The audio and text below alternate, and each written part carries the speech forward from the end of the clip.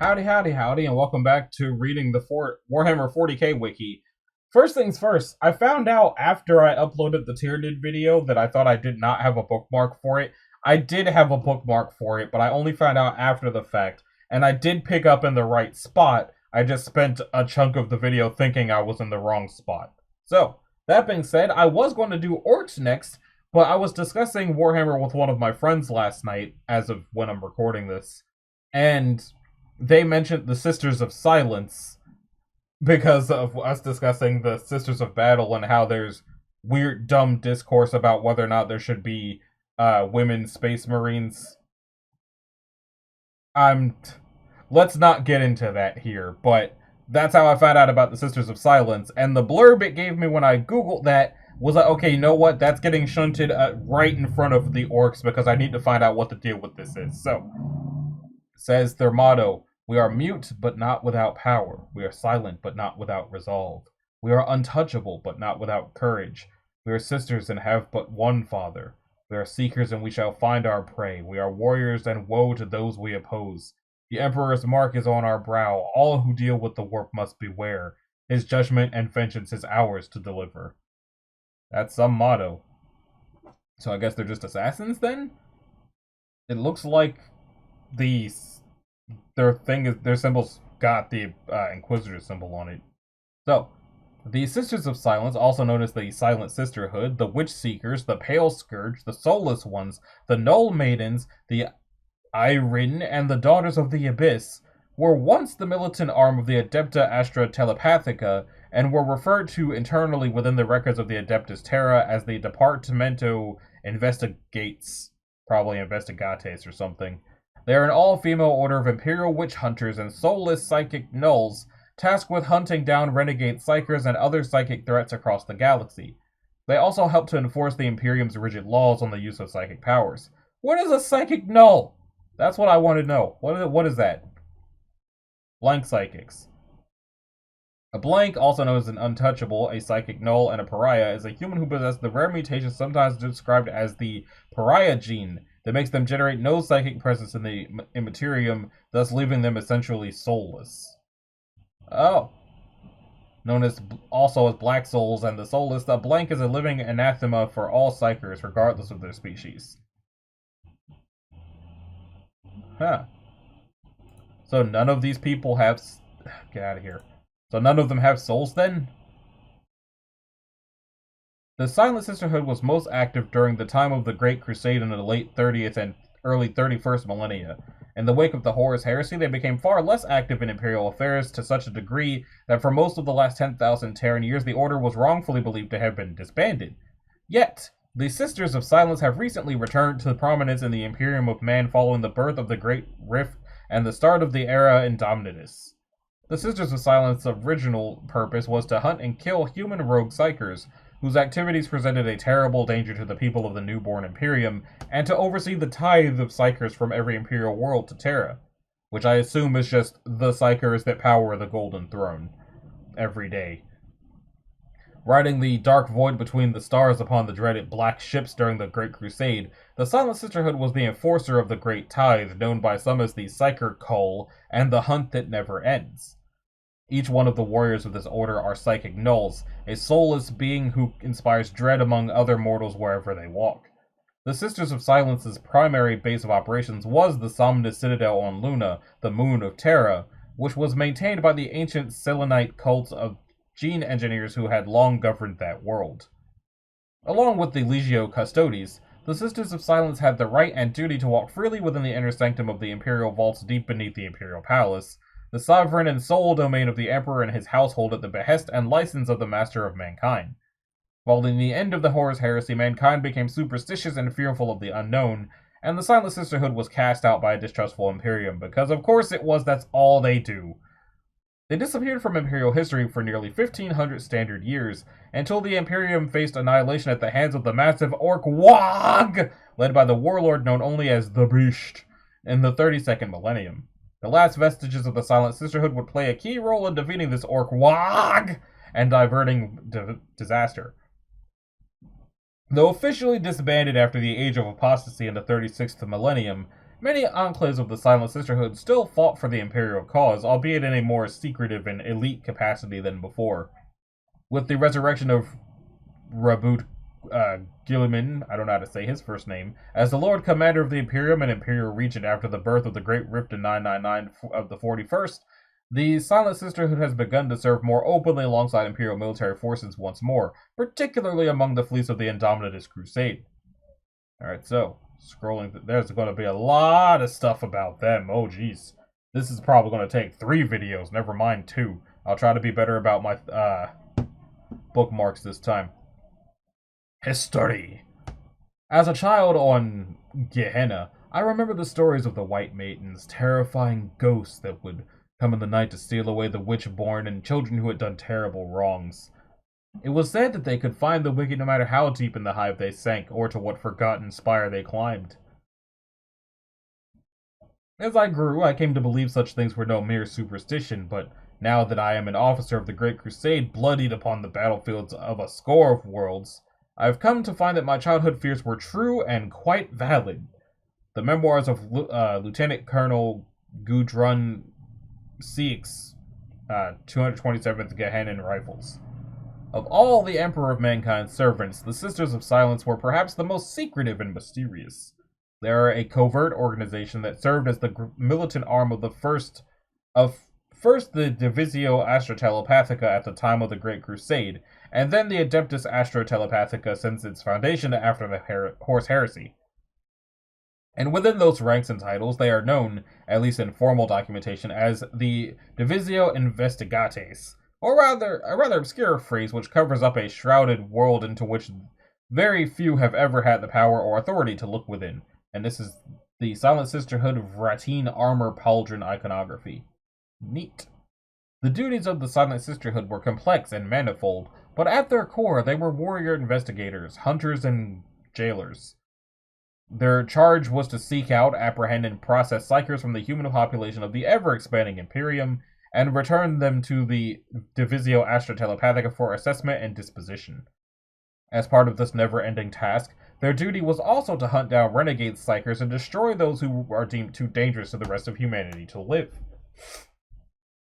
This was a perilous task well beyond the abilities of any merely human law enforcement or military force, but it is made possible, indeed in some cases seamless, in its execution not simply by the martial prowess of the Sisterhood itself, but crucially by their fundamental nature as psychic nulls.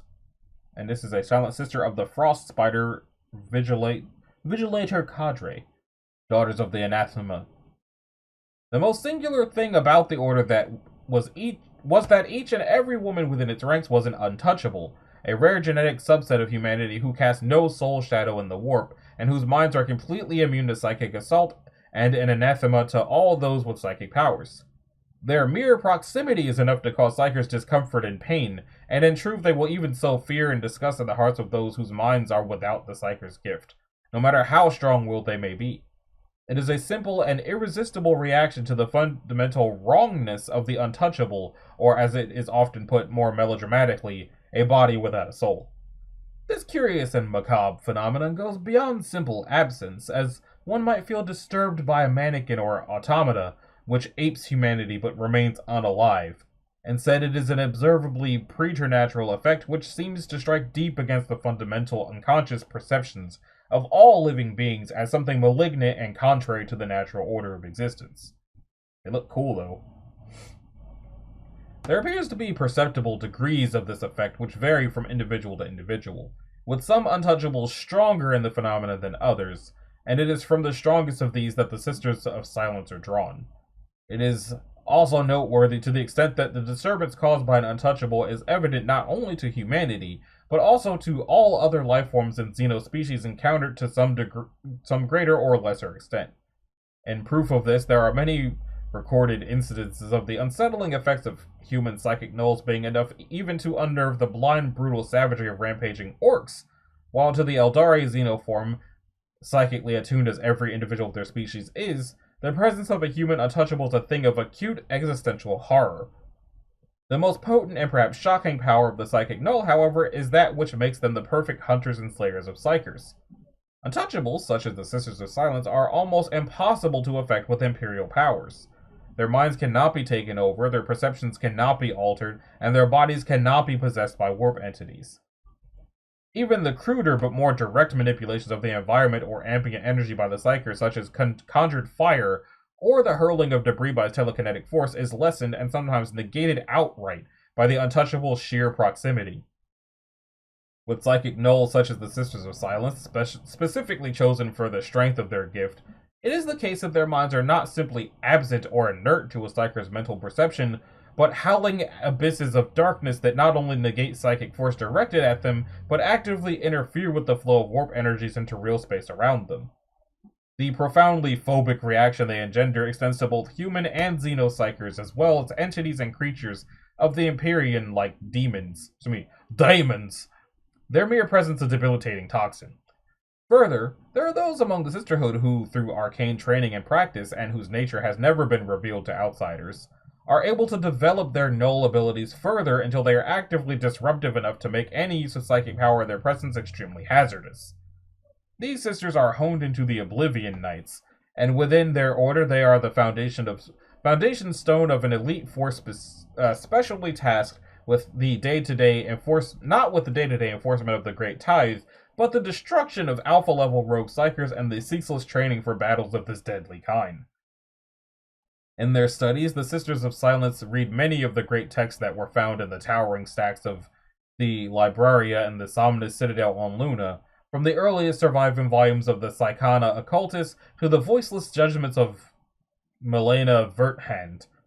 Within these tomes of psychic research and ancient lore, the young sisters-in-waiting learned much concerning the nature of the witch. They came to believe that skill in the power sword and bolter were but one half of a sister's armory, for knowledge of their quarry carried equal weight. In this quest, they had learned a great deal about the extremes of psyker kind, to be found in the human-settled galaxy. The sisters learned to ferret them out, combat them, and if need be, execute them with extreme prejudice for the greater good of all mankind. The pariah gene, the exact biological source, as it is believed to be, which creates in a human being the state of psychic gnoll, the so-called pariah gene, has proven an elusive and ephemeral subject of study, and in testing, no single gene at all.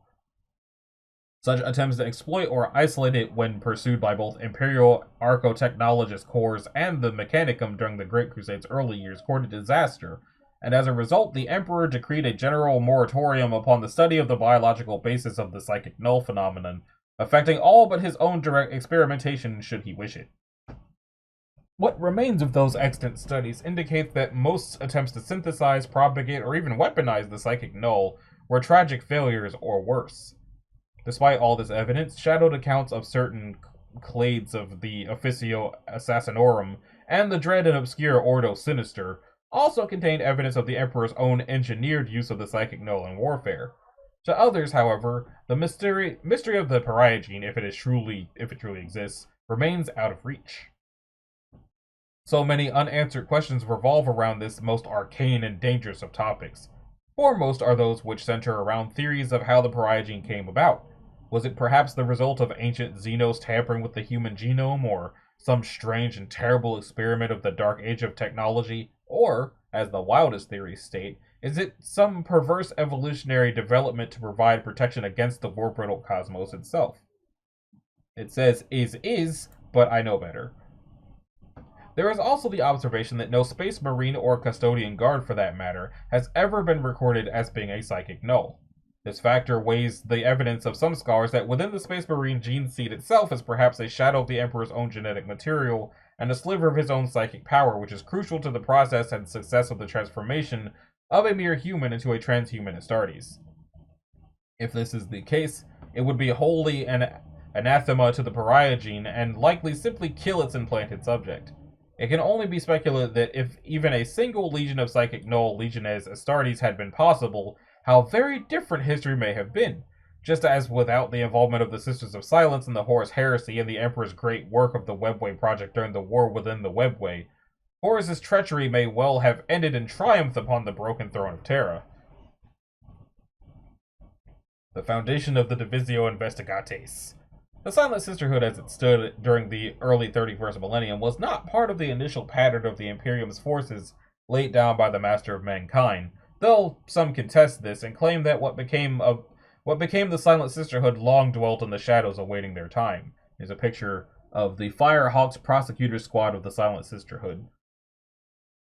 During the Terran Wars of Unification, it was doubtless true that a number of so-called untouchables did serve under the banners of unification, but evidence suggests that, understandably, perhaps they did so at a remove? Both from the Emperor himself and his aide and minister, Malkador the Sigillite, then Vizier to the Master of Mankind, the both of them being psychers of prodigious strength, with he who was to be Emperor the greatest psyker humanity has ever known. These soulless servants were, according to such rumors that persisted in those times, in the nature of covert agents and assassins, and few in number, rather than a distinct militant order.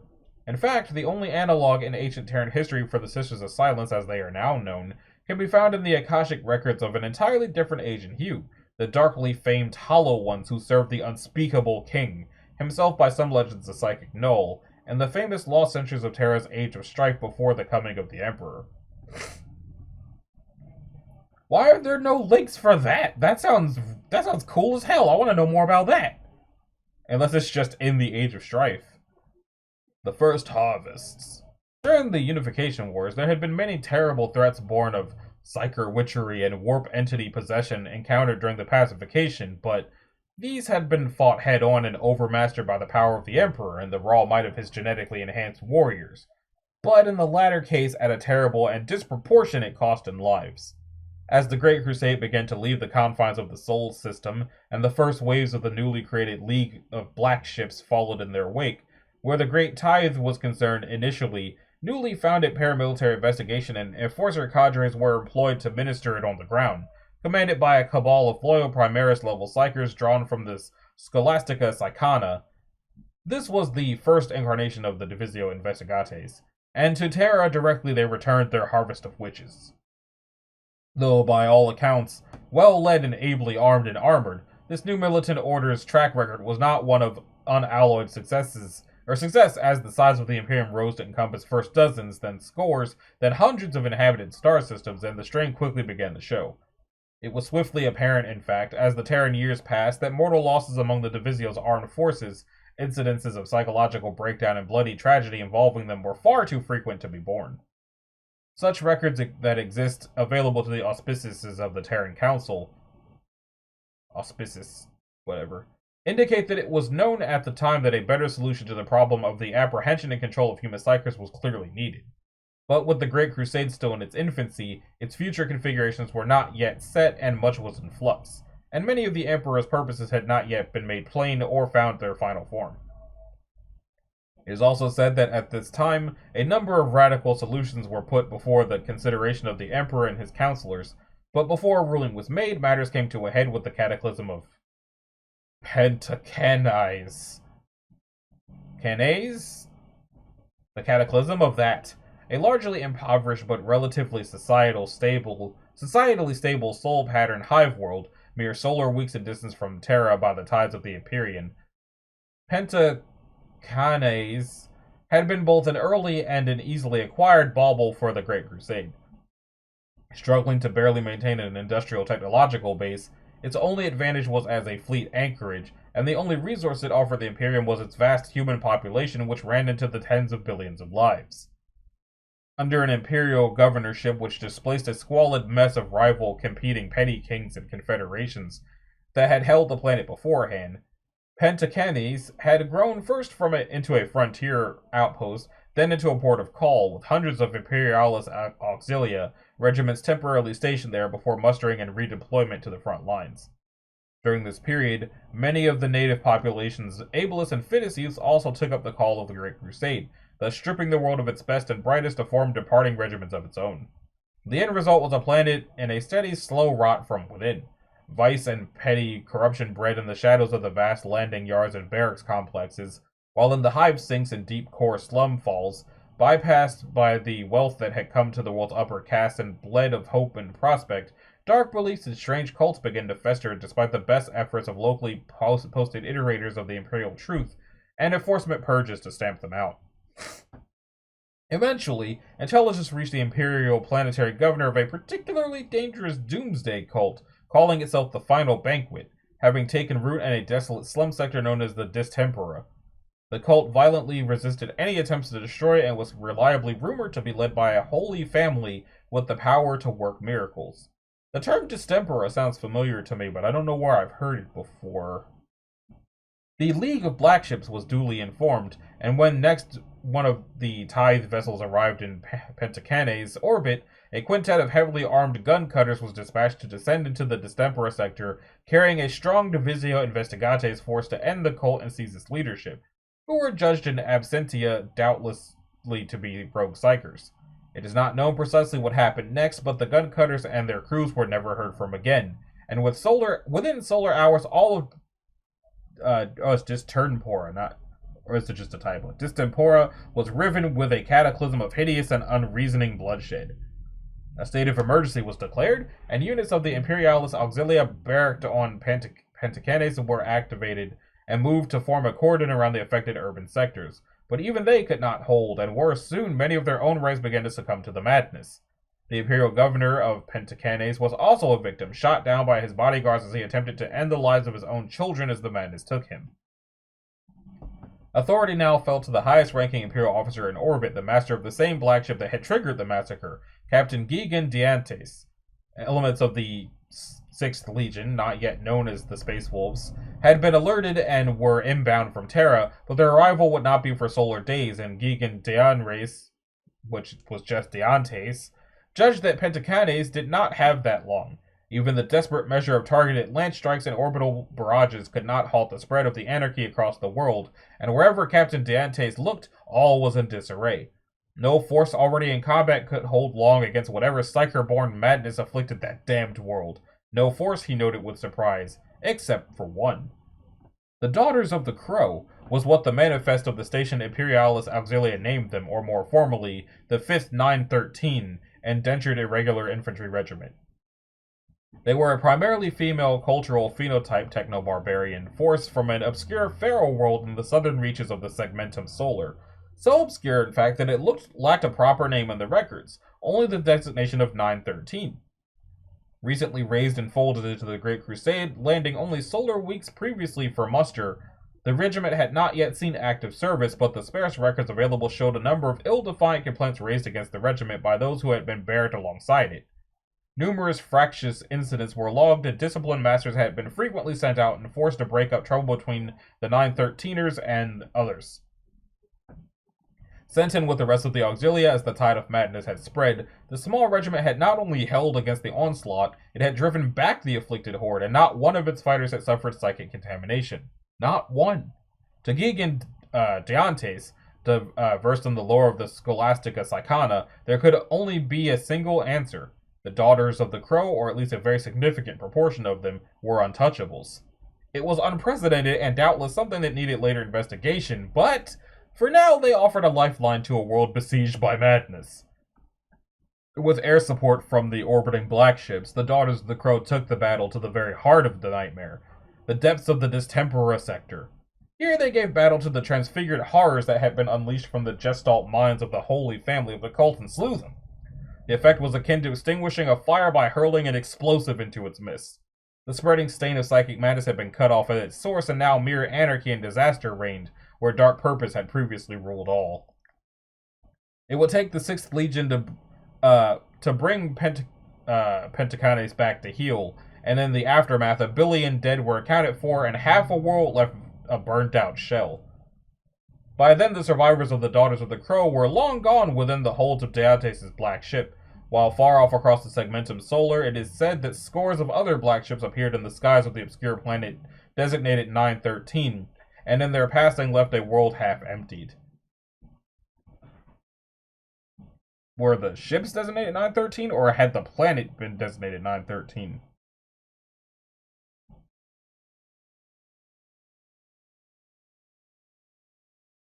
Birth of Silence. In the wake of the events of the Cataclysm of Pentacanes, this account stands in blessed isolation in the Imperium's records in regards to the origins of the Sisters of Silence, and it seems certain to many observers that 913 and its bounty of untouchables are all evidence that the core upon which the remade Divisio Investigates was formed. Or so it seems. There are those who doubt the veracity of this account, or at least its significance. Others merely contest that the historical account has been doctored. Some later speculated that the whole Pentacones affair was arranged, a kind of bloody experiment, a field test whose results were bought at the deliberate sacrifice of 1 billion lives. But, like many things that occurred during those early years of the Imperium, much of the extant record has become unknowable. Some insist that the origins of the Silent Sisterhood go even further back, either in the mind of the Emperor or some lost agency of the Dark Age of technology, that they awaited perhaps only a critical mass of untouchables to act, or at least to operate in the open. Regardless, with an unknown exact number of Terran years, but no greater than 4 solar decades into the Great Crusade, the Divisio Investigates became synonymous with a new militant order, that of the Sisters of Silence. Unique in the Imperium service, this order comprised human psychic gnolls, all female, 1,000 strong and beholden to none but the Emperor. The Great Tithe now included direct action to reinforce their numbers in the Harvest of Worlds, garnering untouchable female children just as it did the Psyker Marked. Structured in isolation and with the ironclad rule of discipline, this militant arm of the Divisio Astra Telepathica operated with remorseless efficiency and under an unassailable vow of silence and secrecy, a distinction which gave them a ready common name to fight those of the Imperium's authorities with whom they dealt, and to the Imperium through which they began to pass ghost-like upon their dark harvest, they became objects of fear and awe. Exactly where and how the Sisters of Silence came into being remains but one mystery among many where they are concerned, and that the shadow of some techno-barbarian culture as part of their bloodline seems clear, but from whence exactly it came, not even the wisest of Imperial military historiographs can state with clarity. But, as a postscript to the official account of the Cataclysm of Pentacones, it can be said for a fact that that particular hive world endures.